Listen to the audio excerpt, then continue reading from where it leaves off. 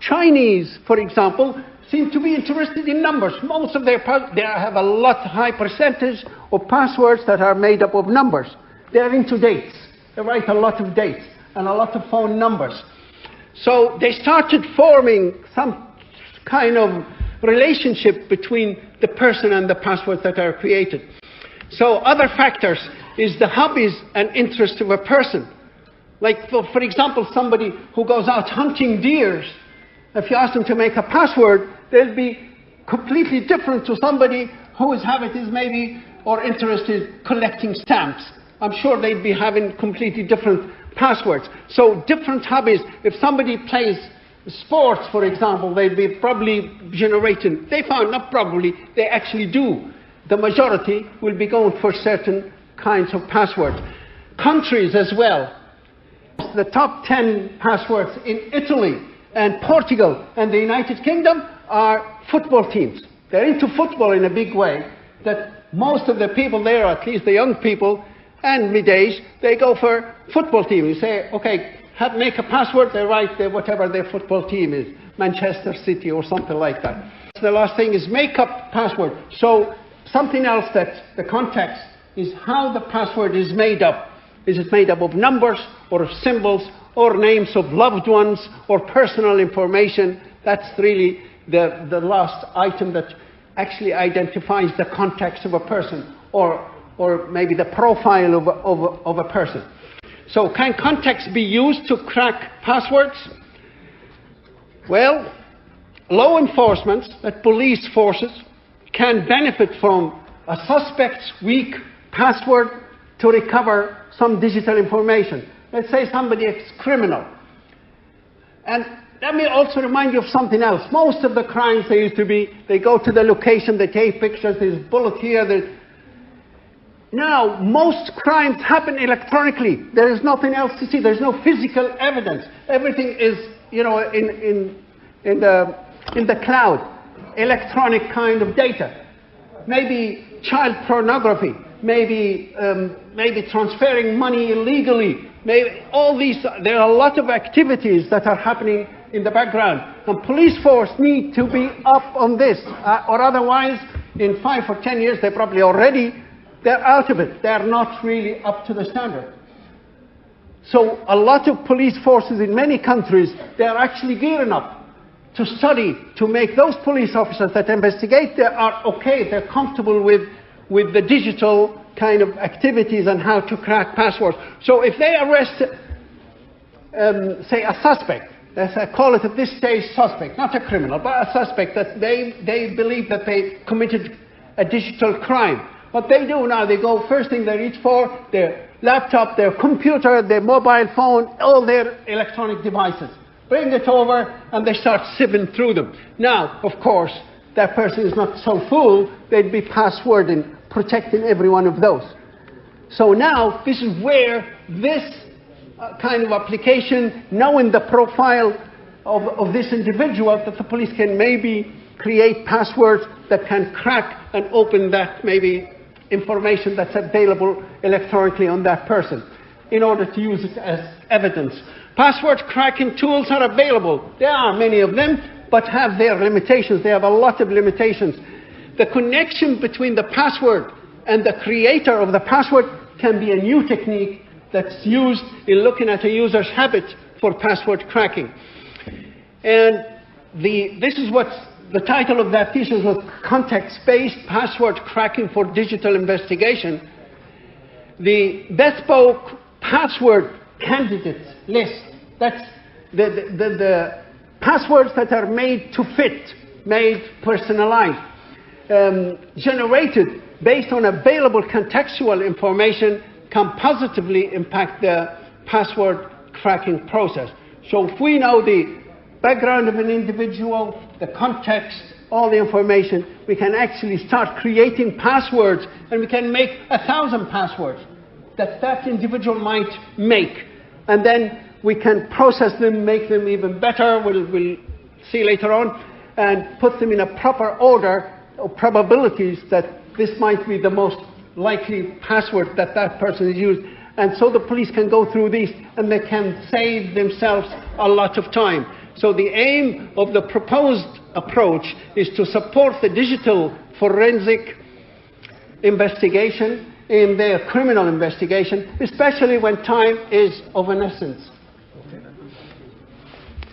So this research work was just completed by a colleague of mine, and her name is Dr. Catalina Canta. So the context password generations. So how are these passwords generated? The passwords are created based on the individual context. So they get all the profile, as much information as they can about that person. For example, an investigator wants to access the encrypted device. So they have a computer that has information but is password protected. The suspect was known to be a fan of music, rock music, and football and tennis, for example. So, but a dictionary could be created using these topics as seed words. And the password is optimized. Once you get many passwords, then optimize them in the most likely ones in some optimizing technique, which I will not get into here, on how close those are to the seed word. For example, many people, at least, I've seen it so many times in our organization as well. For example, they put a word, and every I, they change it into a 1. So at least that word is not in the dictionary, or every E is replaced by 3. But that's very famous. So known that all applications that try to crack passwords, they know that. They have it as one of the techniques. So the list is compiled and can be used by the security officers, and it did. It was tested and it showed it had some reasonable effect. Probably will need more research on that.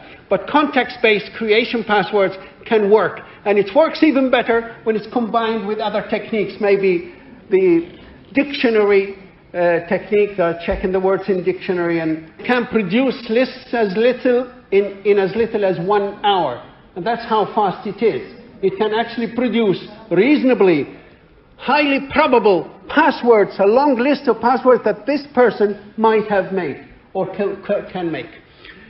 So 1 hour is quite very good time for any application that try to predict a password. So now we have a new guy on the block. That's the AI, the artificial intelligence, another new science that just came out, and it's turning our life maybe upside down. How is it going to affect security? How is it going to affect maybe passwords? And remember, we have offensive people who are attacking and defensive who are trying to protect the system. So there are strategies of attacking passwords, and there are also strategies for defense. And strategies for innovations are running in a never-ending cycle. So we have those people who make attacks, and they actually can crack passwords and get into your system, and then the others discover it, they make the required defensive action, and they stop those. And then the following few months or weeks or years, the others they keep getting better and better by research, by work, by science. And it's just a never-ending cycle. I don't know when will it end, or will it ever always continue. But the number of cyber attacks are on the increase. They are not decreasing. There are more cyber attacks in both, and they're increasing in complexity. They're becoming very sophisticated, and also in volume, as in number. So artificial intelligence plus cybersecurity, they mean we have more powerful tools. Artificial intelligence will definitely provide us with more powerful tools to protect our data. But even though applying artificial intelligence to cybersecurity has improved the security, but there's never a guarantee that you will not have somebody or security is breached somehow. And nevertheless, it's great to have such powerful, promising tools. But remember the challenges. Building and maintaining an artificial intelligence and AI-based system requires, in order to have AI comes into the side of security. Remember how, I don't know if you know how AI works. It actually goes and learns from data. You need to have a lot of data, and you ask it a question, goes and search through the data and finds the best answer for you. But it's perfected so much that now you talk to this program, and you don't know whether you talk to a program or to a human. They're so, human-like answers. So it's becoming so human and so intelligent. They're so intelligent because it has billions and billions of records of data that it can sift through very quickly, and in new algorithms that can be done so fast. So, but now if we want to use AI into security and cyber activities, they will need a lot of data. And that's the problem. A lot of data is not always available. So and also it'll take a lot of space, and it'll take a lot of processing. So it's not something that's going to happen very quickly. It's going to be very expensive. It'll take a bit of time to collect all this data. And since AI systems are trained with data, obviously, so cybersecurity firms need to feed this new databases of all the malicious codes. So all the programs, the attacking programs, once we get their code, and then we need to feed it into the AI so it will know how to deal with them. It will help us know how to deal with them. So challenges that AI will probably face in cybersecurity, the data used for training needs to be accurate. So even when you bring data and provide it to artificial intelligence, doesn't mean you've solved the problem. If your data is faulty, then also the answers you're going to get are also faulty. So it's a problem trying to make sure that data is correct. And hackers, remember, on the other side, hackers also will use artificial intelligence to produce better systems to attack, our data and information systems. So what do we expect? So expectations from AI in cybersecurity, the majority of cybersecurity tools require human intervention right now. Okay, there are lots of programs that collect information for you and give you signals, but still a human person has to come at the end of the day, look at this and make a decision and say, all right, we'll start this tool or start this function to produce it. Maybe artificial intelligence can replace that. So instead of a human having to do it, now we have a more intelligent kind of software that can actually find what's the best solution to this attack and how to even maybe minimize the attack. Also, firewalls will have machine learning technologies built into them, so they'll provide better blocking and better security. Natural languages capabilities of AI will play a big role in the future of cybersecurity tools, but for example, cybersecurity can be used to actually search or scan flows of data around the internet or around the area that they can actually predict, oh, here's an attack that's coming. Maybe we can even deal with it better or prepare for it better. And it suggests better solutions or decision making. But they can definitely provide better analysis of the traffic itself. So some traffics may contain some signs that say, oh, an attack is imminent, and an attack is coming up. What do we expect? Password management software has improved over the past few years and is expected to continue. So we expect to get more applications that help us manage passwords, but there are even suggestions that maybe now with artificial intelligence, we will not need passwords anymore. We'll have some newer ways of identifying and authenticating ourselves through the artificial intelligence itself. So some people actually earlier I said, yeah, passwords have been around for 60 years, they'll probably be around for many years as well. But now some people are having second thoughts. They may be security-wise, they might provide, AI may provide better ways of identification other than passwords. So just very briefly going over the list of recommendations, no-nos, things you should not do. Do not write your passwords down, just as far as passwords. Do not share them with anyone. Do not use the same password for all applications or many applications, and do not store them in plain text. Don't store your password in files in a plain text, and do not use dictionary word passwords.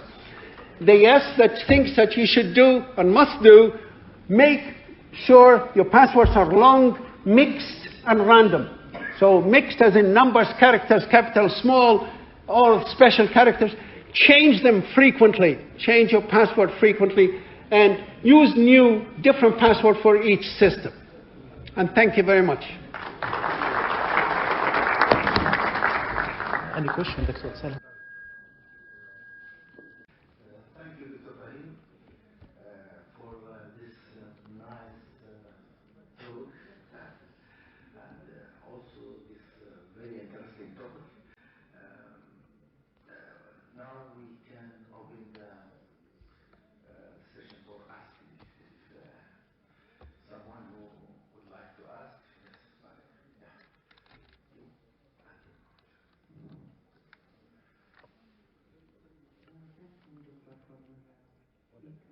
What I understand from your speech is that we have a big problem with our credit card bank because we use only 4-digit number.